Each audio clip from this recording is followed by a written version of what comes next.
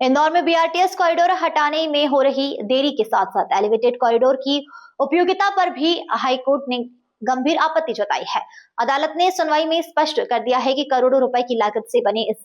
Bridge की वास्तविक जरूरत, ट्रैफिक लोड और सामुदायिक उपयोगिता को लेकर कई सवाल के जवाब पेश नहीं किए गए हैं।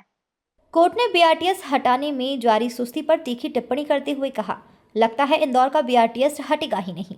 इस मामले में याचिकाकर्ता और ट्रैफिक एक्सपर्ट अतुल सेठ ने कोर्ट को बताया है कि शहरवासियों को 11.5 किमी लंबे बीआरटीएस ट्रैक के कारण लगातार जाम, दुर्घटना और मार्ग अव्यवस्था का सामना करना पड़ रहा है। उन्होंने यह भी कहा है कि नगर निगम की कार्यवाही केवल घोषणाओं तक सीमित है, जबकि जमीन पर प्रगति बेहद ही धीमी है। कोर्ट ने कलेक्टर और निगम आयुक्त से अगली सुनवाई तक बीआरटीएस हटाने और एलिवेटेड कॉरिडोर दोनों पर समग्र, तथ्यपूर्ण और समयबद्ध रिपोर्ट पेश करने के निर्देश दिए हैं। अदालत ने सवाल किया है कि जब मौजूदा ट्रैफिक इंफ्रास्ट्रक्चर ही अव्यवस्थित है तो एलिवेटेड कॉरिडोर का प्रभावी उपयोग कैसे होगा और इसका ट्रैफिक मूल्यांकन किस आधार पर किया गया। सेठ ने यह भी बताया है कि गलत ट्रैफिक आंकलन और अव्यवहारिक डिजाइन के कारण आने वाले वर्षों से यह प्रोजेक्ट शहर के लिए और मुश्किलें खड़ी कर सकता है। अब निगाहें अगली सुनवाई पर है, जब प्रशासन को अदालत के सामने अपनी वास्तविक तैयारी और प्रगति दिखानी होगी। वहीं प्रदेश सरकार की मंशा के अनुरूप एलिवेटेड कॉरिडोर को बनाने के लिए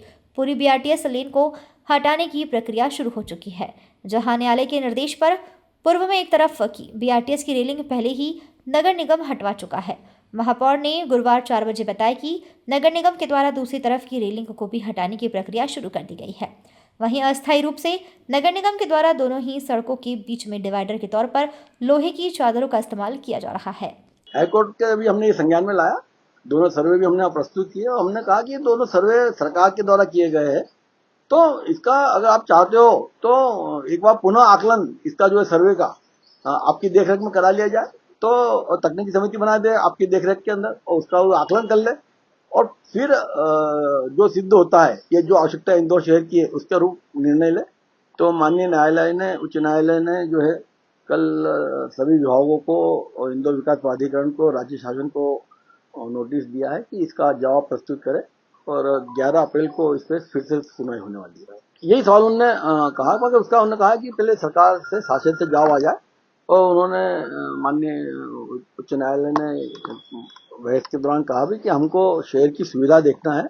क्या बने क्या नहीं बने ये निर्णय शासन का है, प्रशासन का है, मगर वो उपयोगी है कि नहीं इसका निर्णय हम देखेंगे और समझेंगे। देखो, बीआरटीएस के बस स्टैंड हटाने की कार्रवाई लगातार तेजी से जारी है कि रेलिंग जब रोड मीडियन बना देंगे तो उसको भी हटा देंगे।